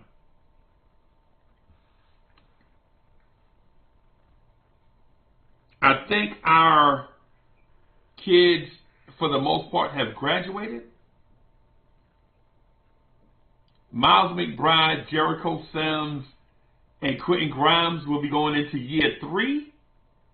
Obi and Quick will be going into year 4. RJ will be going into year 5. Mitch will be going into year 6.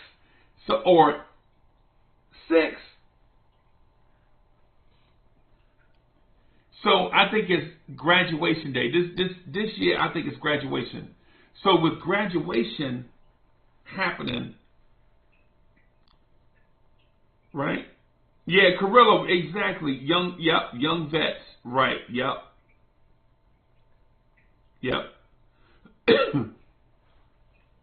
So with the young fellas graduating and moving on,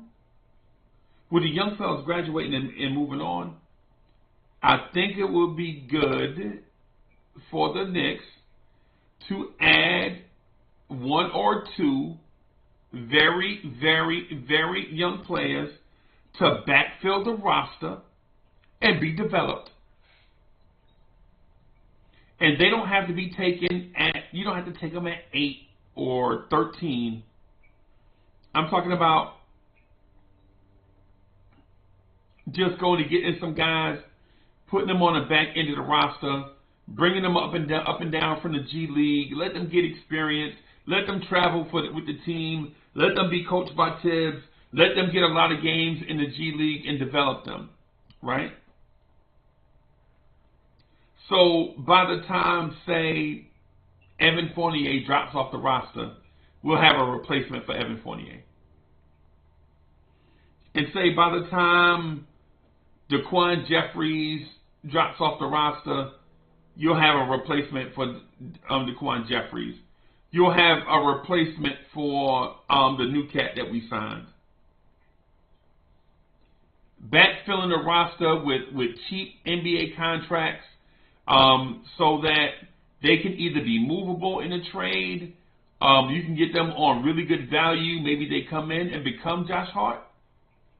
But instead of paying Josh Hart $18 million, you're paying that kid $3 million to do what Josh Hart does.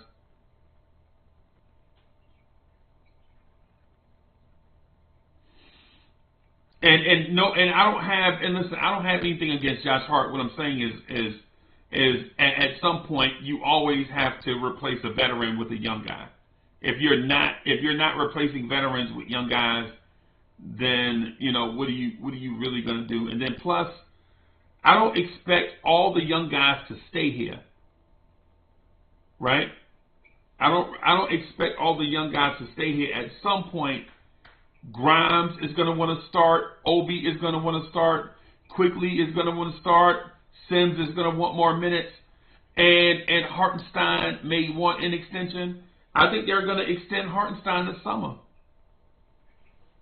I think they're going to extend Isaiah Hartenstein this summer. Because he's a fit for us. Right? But what about the Derrick Rose spot? What about the Fournier spot? What about the Dwayne Washington spot? What about the Daquan Jeffries spot? What about the Isaiah Roby spot?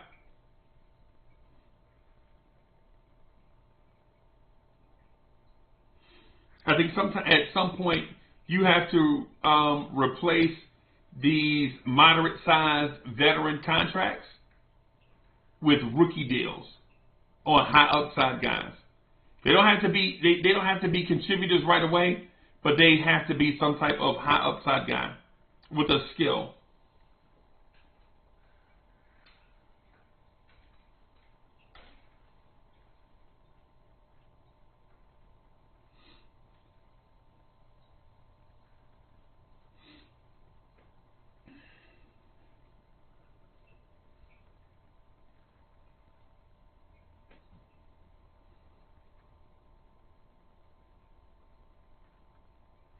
Man, y'all smash that like button, man. Hit that like button. Subscribe to the channel. Help us do our thing, bro.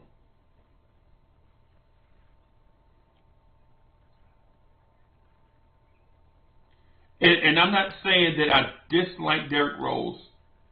I like Derrick Rose. But I don't know if Derrick Rose is a starter anymore.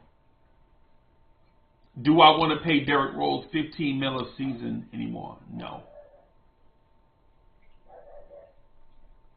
I don't want to pay Derrick Rose $15 million a year. And I don't want Derrick Rose to be the fourth point guard. I just want Derrick Rose to be on the roster. Vet minimum. Come in, be Taj Gibson. For Shizza's in the building.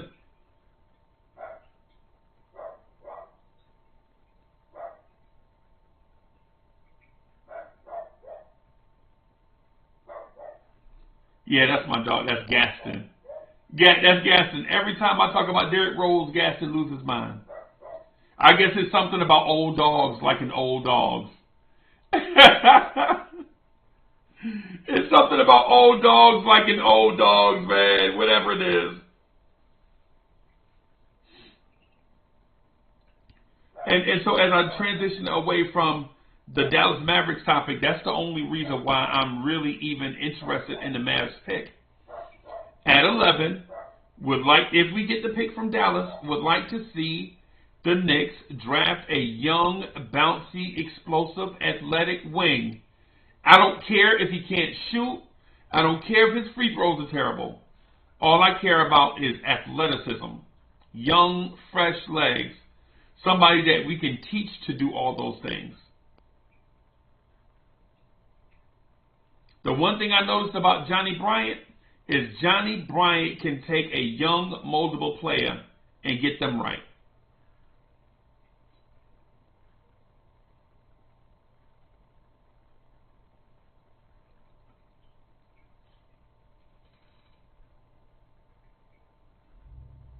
And Building Block says, but isn't that Obi? Yeah. Obi's 25, bro. Obi's 25. I was thinking like 19, 20. And after 3 years in the NBA, what is Obi going to be for us? I don't know. I don't know about Obi. I'm not throwing him away. I'm not throwing Obi away, but at the same time, man, I would like to see more out of Obi.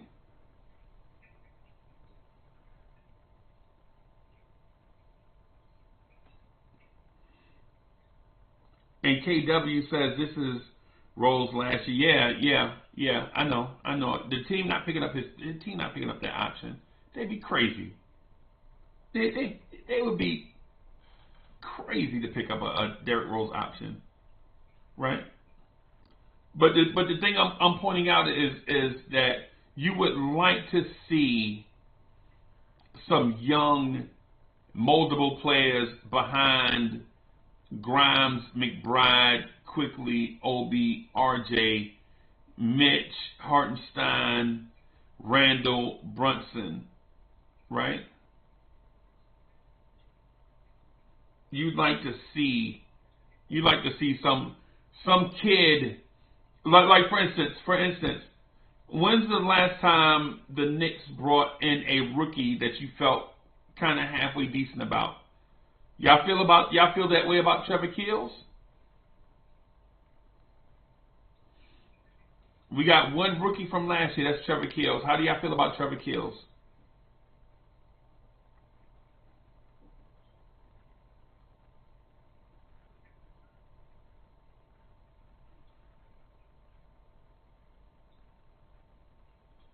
Y'all feeling good about Trevor Keels?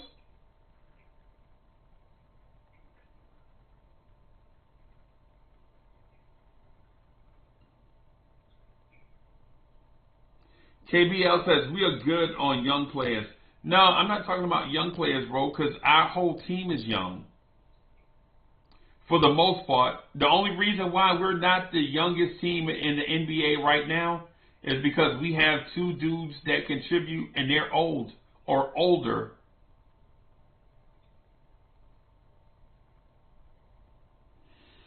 Because the thing is, either you can develop your own players and stars, or you can try to lure a star here in free agency. Which one y'all think the Knicks are good at? Can the Knicks develop their own talent and have them play together? Or are the Knicks good at attracting stars to come here? For my money, I think the Knicks are better at developing their own talent.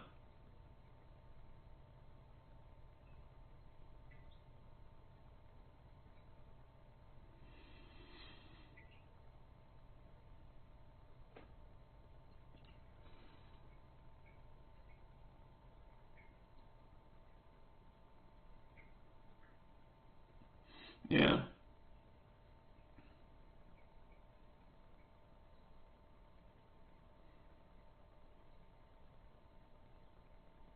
What I would say to that is just hear me out on this one. I'm not saying go out and get another young core of kids and then push their playing time. That's the opposite of what I'm saying. That's the opposite of what I'm saying. What I'm saying is, as Derrick Rose drops off the salary cap, replace him with a young 19, 20-year-old kid that can be developed in this culture. Right? And maybe in 3 years, he'll be Desmond Bain. Or maybe in 3 years, he'll be Jared Vanderbilt. Right? Jared Vanderbilt is a better example. Right? Or maybe in 3 years, he'll be Nas Reed, where you get him, you stash him away, put him at the end of the bench, let him work his way up the depth chart. Is what I'm saying. Right? In 3 years, he'll be Cam Johnson.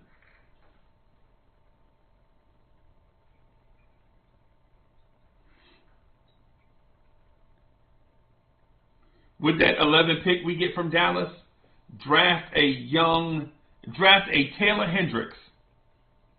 Draft a Taylor Hendricks, right? Put him on a bench with Obi. Those two dudes come along together, right? And in 3 years, Taylor Hendricks is Trey Murphy.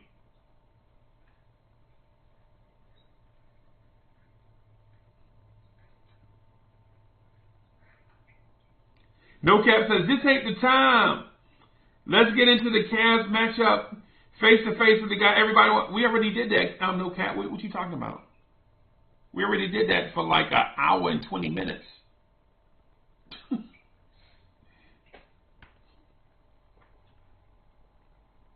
We already did that. Every scenario. Every matchup. Like legit. Game 1, Game 5, Game 7. Tibbs' strategy. Is Randle coming back? Jalen Brunson, what he need to do in Game 1? We already did. Yeah. We talked about that, man. And we're gonna talk about that all week.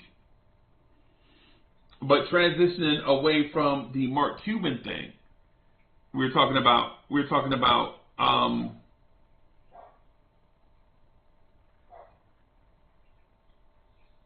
getting a pick and what you would do with it. And so, and the other option too of getting the pick from Dallas,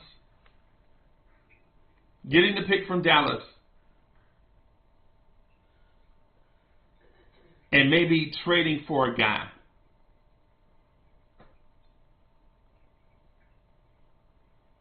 That's what I would like to do. Or that's what I would like to consider.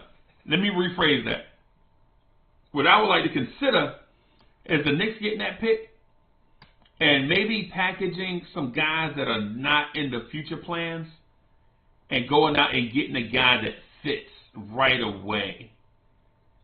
Like, I wouldn't mind, man, y'all already know Y'all know I love Duke basketball.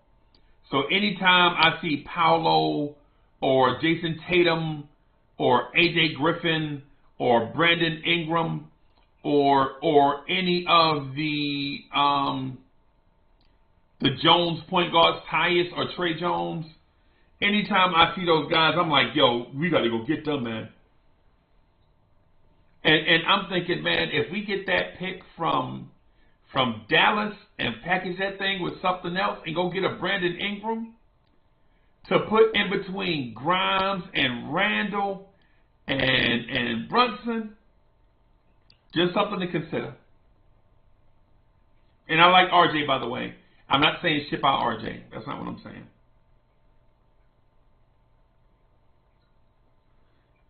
Right? I'd love to. Am I wrong for? And listen, am I wrong for not? Or let me ask. Let me put it in a way that makes sense, where it won't sound like we're all over the place. Would the Knicks be a better team with or without Brandon Ingram? Just speculation. Just to speculate. Would we be better with Brandon Ingram, or would we be better staying pat and letting the kids grow organically?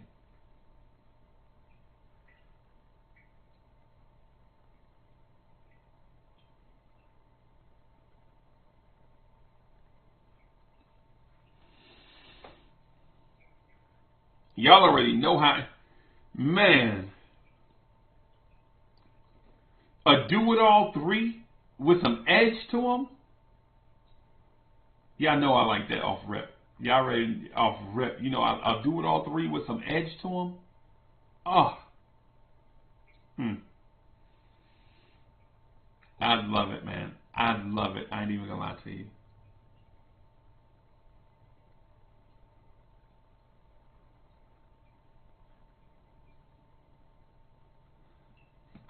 And Boss Lady says, I just hope we don't have an off season like we had with Spider last year chasing other teams' players. Yeah, I understand that part. I understand that part of it. I don't want to go through that either. It was frustrating. It was frustrating. It took 2.5 months to get absolutely nowhere. 2.5 months of nothing.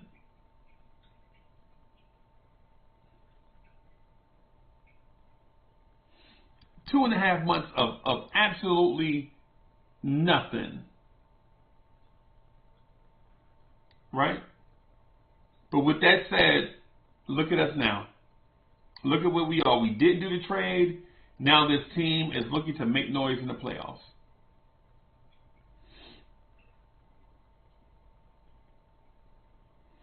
Hey, Chief Turner, we don't know what pick we have yet. We won't know until the lottery. We won't know until the NBA lottery. And the lottery is in 6 weeks. I think it's like 6 weeks. We'll know. Right? It's like waiting on the pizza at this point. They just put the pizza in the oven, we just waiting, whatever. Oh, not the pizza, I'm sorry, it's like waiting on the lasagna. It's like waiting on the lasagna at this point. You know what I'm saying? You know you gotta wait the time. You can't pull it out earlier, it'd be cold in the middle. It's like waiting on lasagna, bro. Anyway, thank y'all for rocking. We're going to wrap this up. The newsletter, subscribe to the newsletter. Listen, it's in the description of this video. Right? It's in the description of this video. Click on the newsletter link. Check it out. See if it's something that you want to do. Support the Blorange Tears fam. The newsletter will be written by the Blorange Tears family. Like, people out of this chat will be writing in that newsletter. I didn't go out and recruit guys with journalism degrees. It's people in this chat are going to be writing for the newsletter. And if you want to do it, hit us up to let us know whether you want to do it on a consistent basis or if you just have something on your mind. Either way, we are all open to it, and we'll respect and applaud the effort. We will respect and applaud the effort. Anyway, it's your man, Uncle Freezie, man. Check out the online marketplace, No Ham Sandwiches. Check out the newsletter. Check out the audio podcast.